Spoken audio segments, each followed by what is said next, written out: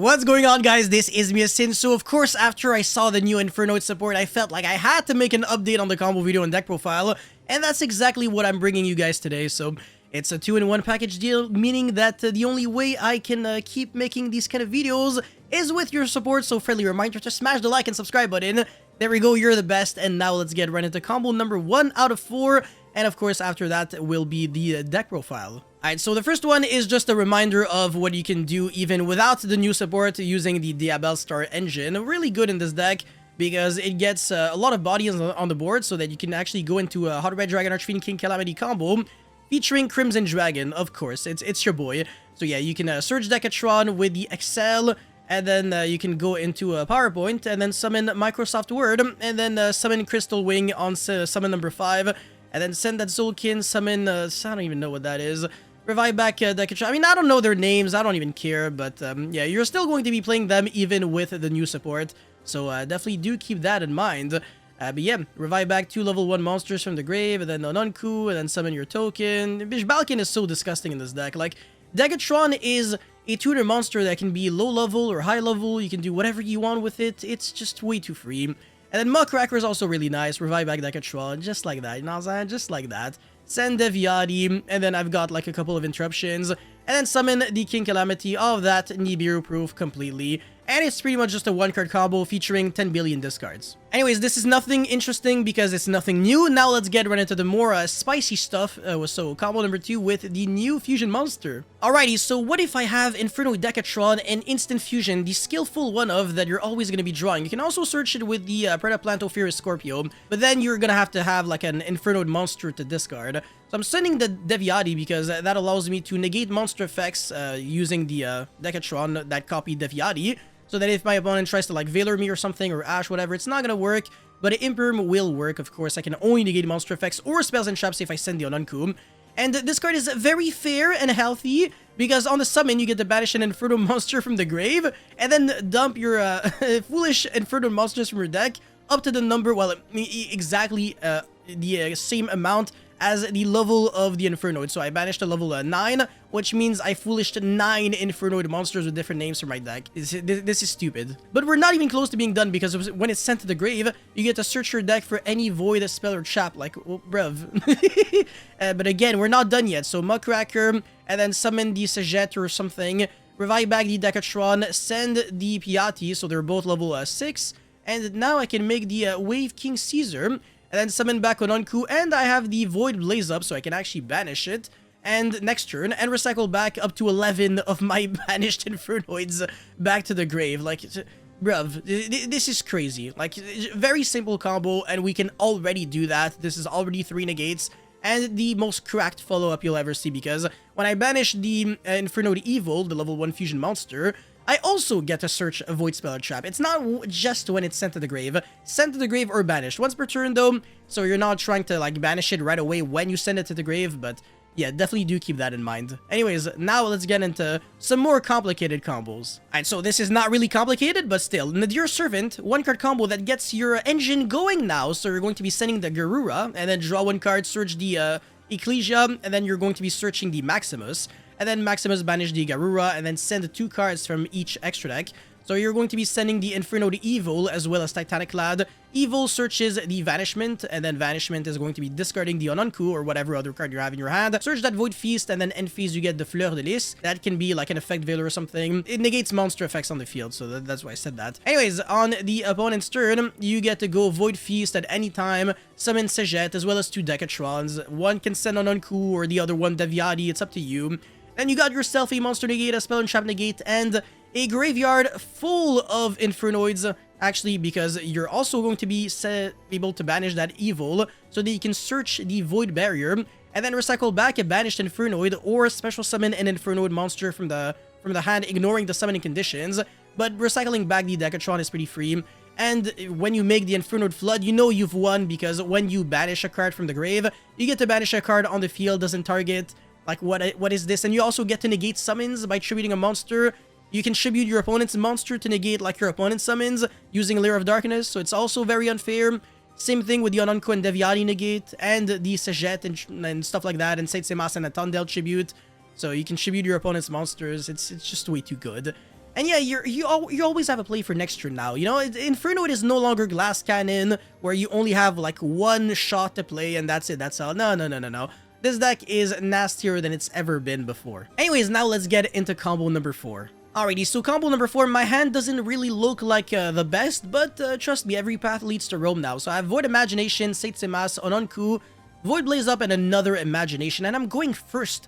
So how can I play this one out? Don't worry, there is always a way. So I'm going to be fusing for the Evil, using the Ononku as well as Seitsemas, and then Evil effect, banish the Seitsemas, send 7 Infernoids, and then summon the Seitsemas, link off into Muckracker, and then the Evil is going to be searching the Void Barrier, and I'm going to be going Void Barrier, recycle back the Decatron from the banish to the hand, and then revive back the Seitsemas, summon the Ononku, and then normal summon the Decatron, send the Atondel, so now it's level 9, and I'm going to be going Imagination, so all of the other Infernoid monsters, all the special summon ones, they become level 1. Decatron is kind of like an exception because, hold on a second, this is for the monsters whose original levels are 2 or higher. Decatron's original level is 1, even though its level becomes, like, it gains, you know, depending on the monster that you foolished.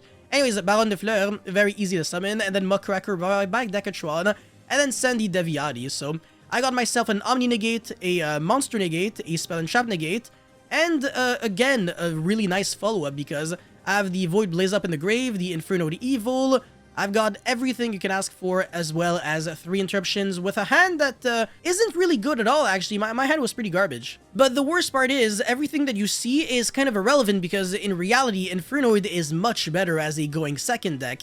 So going first, it's pretty much like when my opponents force me to go first. So just simply being able to make interruptions in this deck going first is already like a blessing.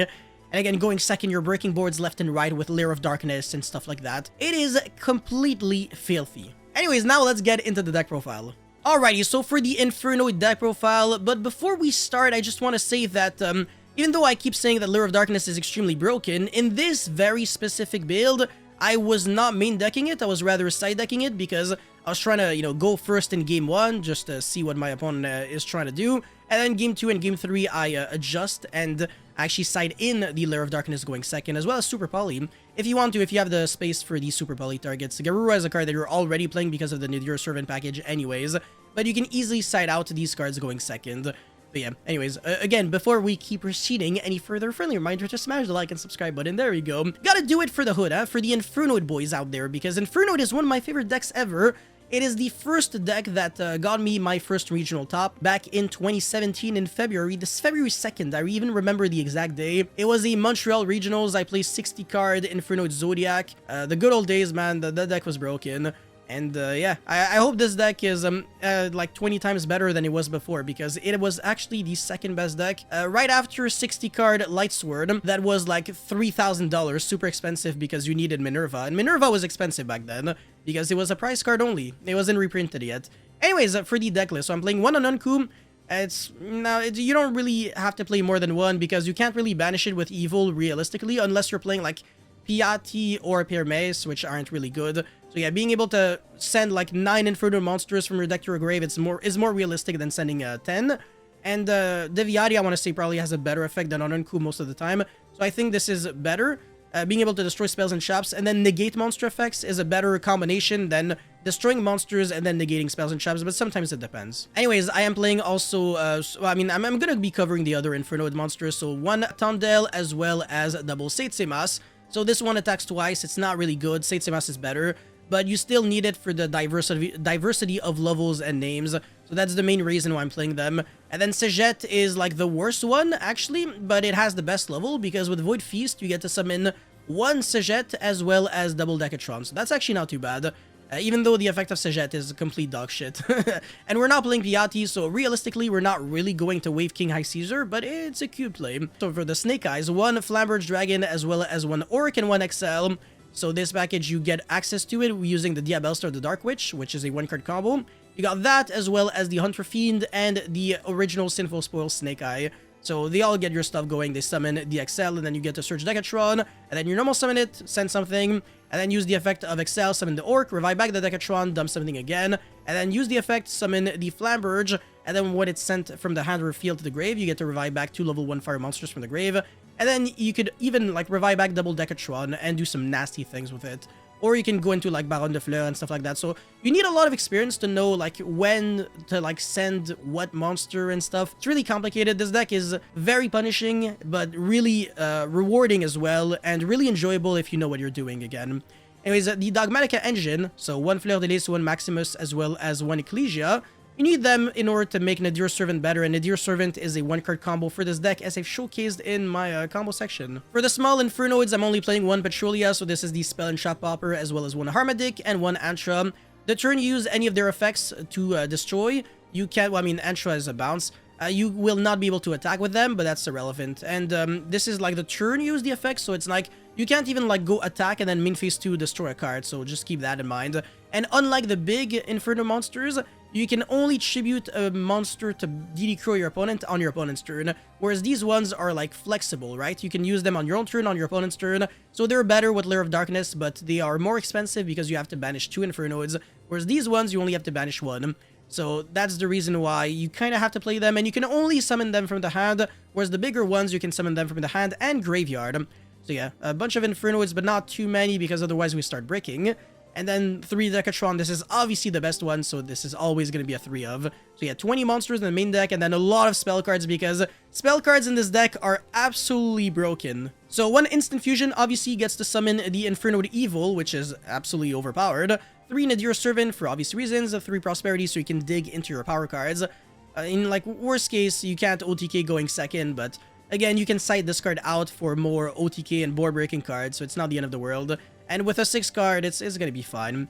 1 Snake Eye Original Sinful Spoils. Even if the whole engine gets banned, this deck is still good, because what is really important now is the new support and the synergy with the Dogmatica. You don't really care too much about the the Sinful Spoils that much. So even if this card gets limited or goes to 0, it's not the end of the world. Anyway, so yeah, that, and then Void Blaze Up. This card is especially good for the follow-up, but the on-field effect is not even that good. 3 Hunter Fiend, 3 Imagination, especially good going second, but even going first, you can still hard make the evil, as I've showcased on combo number 3. No, actually it was number 4, sorry, my bad. And then 3 Void Vanishment. This card gets you your Void Feast when you're going first or going second. You can go into Imagination, and then destroy boards like there is no tomorrow. And then finally 1 Void Barrier. It's the worst one out of the new cards, but it's still decent. You still want to play it. You get to recycle back Decatrons from the banish, so why not? And then finally with 1 Void Feast. You could mess around with a build that tries to play 3 Void Feast so that you always summon triple Decatron on your opponent's turn, but then you really can't do anything with the Sinful Spoils engine, because you're never gonna have like Decatrons left in your deck. So that's the reason why you kind of have to pick one or the other, and I kind of wanted to go with the Sinful Spoils engine just to have like more gas and more ways to bait my opponent's hand traps. So yeah, that's it for the main deck, 40, and for the extra deck, 1 Tierra, so that Imagination is nasty going second, 1 Titanic Lad, 1 Garura, and 1 Elder Entity Entis, as well as 1 Infernoid Evil, a bunch of cards that are good to send with the Tierra. In a perfect world, you would play more than 1 Infernoid Evil, but the extra deck space is kind of tight. And then for the Synchros, 1 Soulkin, that's kind of just free, especially when Decatron modulates to be like really high level. And then 1 Baron de Fleur, which is a joke to summon, like just infinite ways of getting there. Literally infinite ways. You got so many different, I mean, you only got like 1 tuner, but you got like so many non-tuners with different levels that you can always like mess around with. And then Crystal Wing that you summon off of Soulkin. So if you're going for the Sinful Spoils combo, Crimson Dragon combo, like you can do that, but even without the full combo, you can still go into Crystal Wing and then like take advantage of this card. It's not too bad. And then Infernoid Flood, very good card. Link 4 monster includes at least 1 Infernoid monster, but the other 3 monsters can be generic. And it's a Link 4, so you can use like a Link 3 and 1 Infernoid. And the effect is like overpowered. It has 3 effects, and they're all really good, so, you know, go read it. Anyways, 1 Crusadia Aquamax, it's really insane for OTKs. You have that, as well as 2 Infernoids that are being pointed by this card. This card will be like 9k attack, but the other monsters will not be able to attack, but it's fine because you go Aquamax attack, and then Infernoid monster, tribute Aquamax, banish a card from opponent's graveyard, attack, and then attack again. So yeah, when you are trying to go for game, you can't go for game using only Infernoids because, again, they lock you under level restrictions. So you have to link them off and then go into an Aquamax or like a Dark to link climb, and then go into this card, and then you can kill your opponent super easily. Anyways, 1 Dark, which is even more justified with the existence of Lair of Darkness, but even without it, you can turn your level 1s into Link Kuribo, so you always have Dark monsters technically for Dark. but Hita can also be played. It's just that fire monsters are less popular, but there's still your opponent's Ash, so it's also another card that you can play. You can crash your Hita in order to search Decatron, and then that way you have like a play. So it's definitely interesting. You can also play a Sunlight Wolf, actually the Salaman Grade monster. It's also respectable. Anyways, Linkribo, Elmirage, and Secure Garna, that's very obvious. So if you got like Ecclesia or Maximus and you hard draw like, I don't know, like a Snake Eye or a Decatron, you could like literally get hand trapped and then you just turn it into Elmirage or Linkribo and then link it off into Secure Garda. And that way you have a monster that is like a Fusion, Synchro, Xyz, or Link that you can banish from your grave to summon the Maximus and then use the effects and the Evil. Search the Void Vanishment, and that way you get the Feast and you get a bunch of interruptions as well as a play going for you.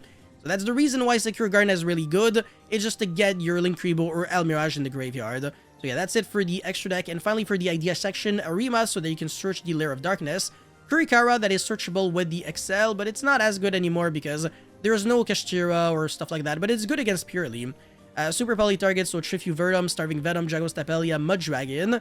The second, Infernoid Evil. The Crimson Dragon package that I showcased on combo number 1. The Wave Caesar, which you don't need because that would force you to play Piatti. I don't really like that too much. Boral Code Dragon, that is a really good card that you can send from your extra deck to the grave, either with the effect of Tierra or Nadir Servant. You can banish it from the grave and banish a dark monster on the field with 3000 or more attack, and then summon a topologic monster from your extra deck or graveyard. So with Lair of Darkness, you even get to banish your opponent's monster generically, even if it's not a dark, because it becomes a dark. And without Lair of Darkness, it really has to be a dark with 3000 or more attack. And under Nadir Servant, it's less good, but you know, if you send it with Tierra, it's really nice. Anyways, 1 proxy F Magician so that you can hard make the Infernoid Evil if you have like 2 Infernoid monsters on the field, but that's wishful thinking. Gravity Controller, so that when you go Imagination to summon the Tierra, you summon it in the extra monster zone and then you link it away, and then all of a sudden you can start reviving back your Infernoid monsters. So that allows Gravity Controller to turn on OTKs using only Void Imagination. I can definitely update some combos for going second if you guys are interested, because the combos that I showcased on this video were like solely for going first. So I understand if some of you guys really want to see some OTKs. You already know what to do in that instance. Just leave a comment and smash the like button, and then I will hook you up, guys, with the best OTKs out there. Anyways, Droplet, because you can send everything from your hand or whatever to the graveyard, and it's pretty much free. And then Super Poly, because with Lair of Darkness, everything becomes dark, so it pretty much always is live. This field spell is not too bad, but you have to dedicate like a bigger Snake Eye package, which I'm not a really big fan of. So that's the reason why I cut it, especially now that the Nadir Servant engine is way better. And finally, Lair of Darkness, of course. So yeah, that's it for this deck profile, guys. Thank you so much for watching. Don't forget to like and subscribe, and I'll see you guys very soon. Peace.